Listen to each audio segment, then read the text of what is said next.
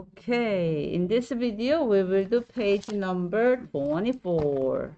Page 24, question number 3 and 4. Use the given plan to write a two-column proof.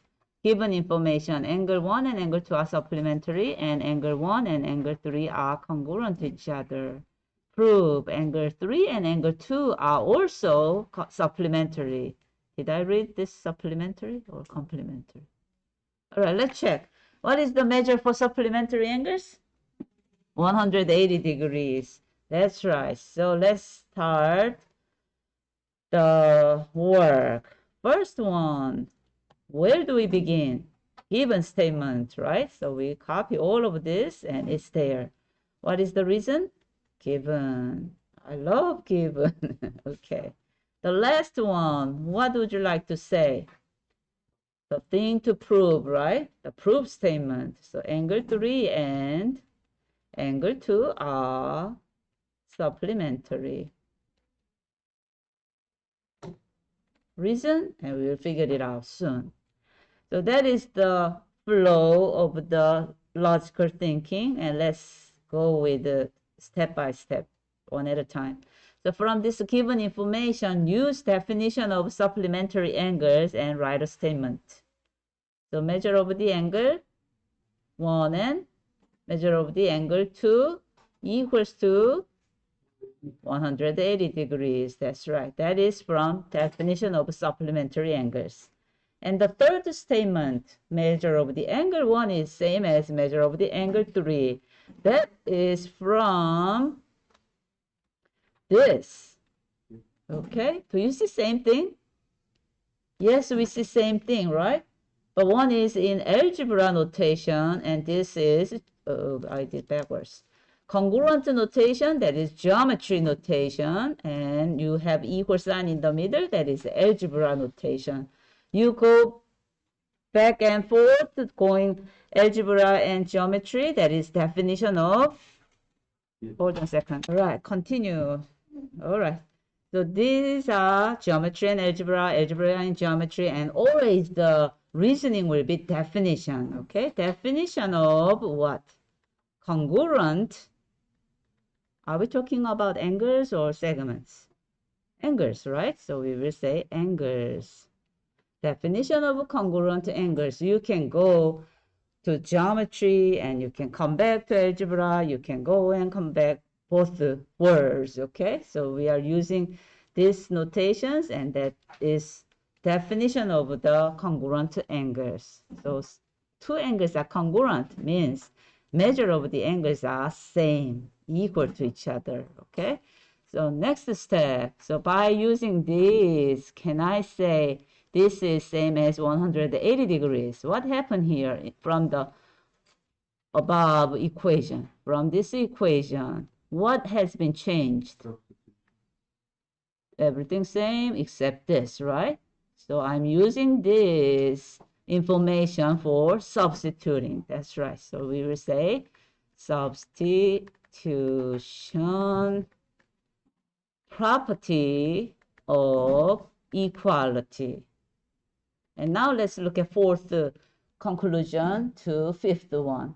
Measure of the angle 3 and 2 together makes sum 180 degrees.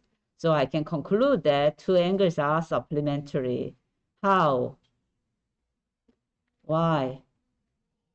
By using definition of what? To use the same vocabulary word, okay?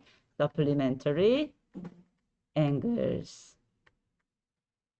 Supplementary angles means two angles are forming 180 degrees. That's how we prove the things. It is easy if it is written some way so we can think about that little piece. But if I leave all two columns blank for you, you have to start from the given and you need to finish with the proof statement. So you need to think about how can you go and then how can we move on to the next steps. Okay. Next. Example number 4. Given information, two angles, 1 and 2, they are complementary. And 2 and 3 are complementary. Together makes 90 degrees. And now let's prove two angles are congruent to each other. So here's, okay, what is the easiest thing to do? Given and prove, right? So let's do that part. So here, given angle 1 and angle 2 are complementary angles, and angle 2 and angle 3 are complementary angles. Okay, by knowing that, we can go to the next statement. Together, sum is 90 degrees, right? So what is the reason? Definition of complementary angles, that's right. And now we will do substitution, right? Substitution. And instead of saying substitution, I always say transitive property. Transitive property or substitution is okay. Either way, fine here. So I have 1, 2, 3 objects, and I need to start from the first one and connecting with the second one in the middle, and then I need to conclude with the last one.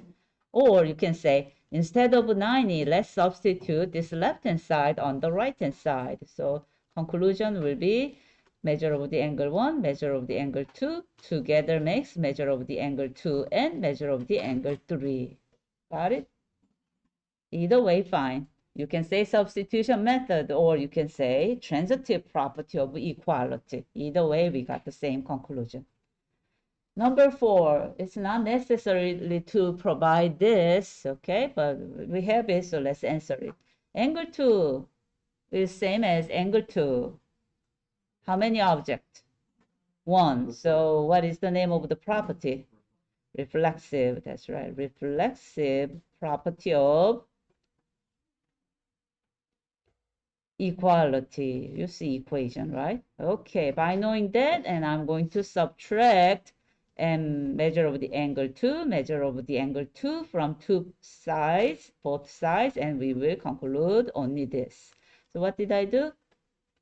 Subtract. So this is subtraction property of equality. What are we proving? Measure of the angle 1 is congruent to measure of the angle 3. So let's put that. Angle 1 is congruent to angle 3, right? How can you get from this algebra word to geometry word? Notation equal sign, that's algebra. Congruent notation, that's geometry. How do we come and go between two different places? What's the magic key? Definition. Definition of what? Congruent. Are we talking about angles or segments? Angles. So definition of congruent angles, that is the reasoning for coming back to geometry word. Okay. So that is the end of the proof. Thanks for watching. Keep practicing, memorize, and practice.